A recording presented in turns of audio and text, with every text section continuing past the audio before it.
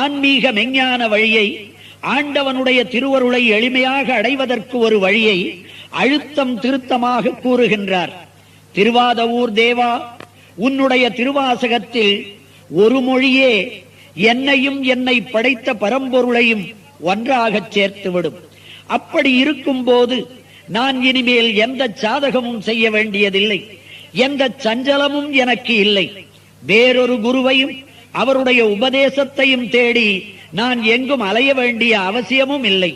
வருமொழி செய் மாணிக்க வாசக, நின் வாசகத்தில் ஒரு மொழியே என்னையும் என் உடையனையும் ஒன்றுவித்து தருமொழியாம் என்னில் இனி சாதகமேன் சஞ்சலமேன், குருமொழியை விரும்பி அயல் கூடுவதேன் கூறுதியே என்று பெருமிதத்தோடு பாடுகின்றார் வள்ளற் பெருமான்.